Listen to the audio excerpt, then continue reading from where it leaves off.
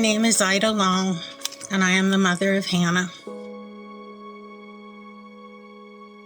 Hannah had a typical childhood: club sports, school sports, youth retreats with our church, missions trips, and then college.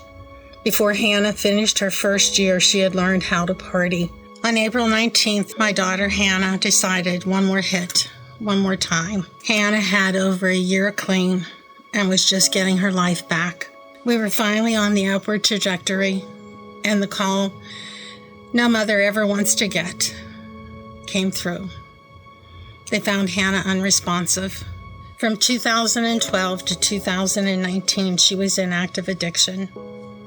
I had hope that the substance use disorder, the addiction, would stop. I had hope that she'd want help. I had hope that she would get help.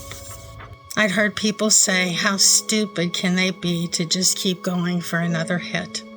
My daughter wasn't stupid. She was sick. She was stuck.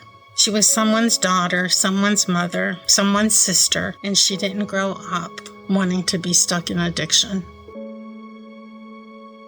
So Megan was a really shy kid. She was more introvert, liked to spend more time with herself. She was polite, she was sweet, she was kind.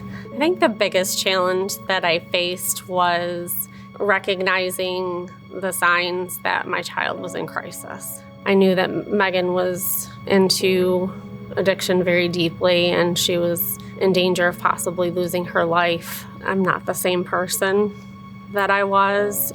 The grief before was I could see her. I knew she was there physically. And sometimes I would see glimpses of the old Megan, and I would just want that so bad, and I would grieve that. And then now I don't have her physically ever.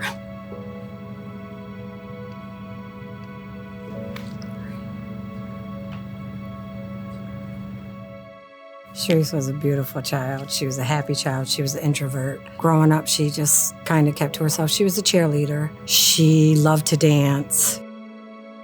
She was a teenage mom. She got pregnant when she was 17. She got her own place, and her neighbor had open-fired a gun. She was hiding in the tub with her child. From that point on, Sharice suffered from post-traumatic stress. And somebody introduced her to crack, and that was it. My son called it hysterical. And I said, what? He said, Sharice. And I said, what? He said, Sharice. He couldn't say it. And I knew.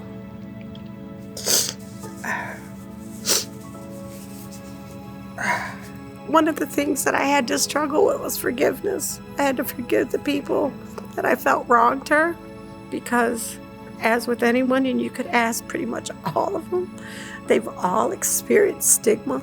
This is her journal she wrote into when she used to go into rehab. And she wrote, I am worthwhile. And that goes to tell you the struggles they have. I hope the story brings about examining ourselves.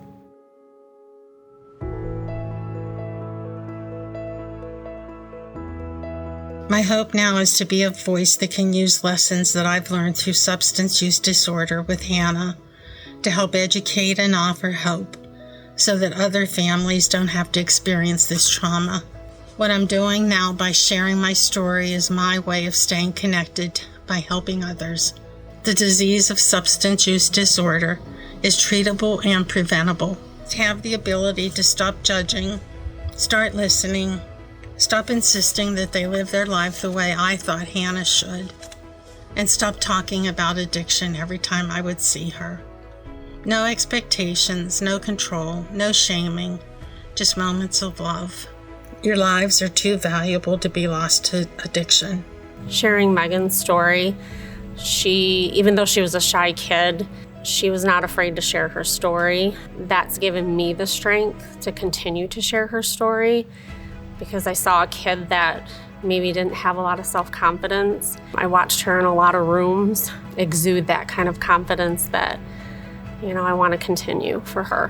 Whether you're in a struggle of grief or addiction, find a way to take all that pain, all that fear, sadness, anger, self-doubt, and put that into something positive and whatever that looks like for you. If that's because you got up this morning and took a shower, if it's you sitting in this chair like myself, sharing your story, I'm proud of you.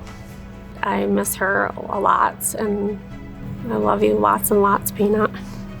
So grief has changed me a lot, and what do I do in honor of her memories every year? We hold a candlelight vigil for overdose awareness for all the people who've lost their children, that they can honor, cherish, and remember their child. I say never stop loving them. Never stop trying. Never stop believing that they can get clean, because they can. Be kind. You never know the battles people are facing. Just love everybody that you can, and just be a good human. Our daughter passed away of an overdose.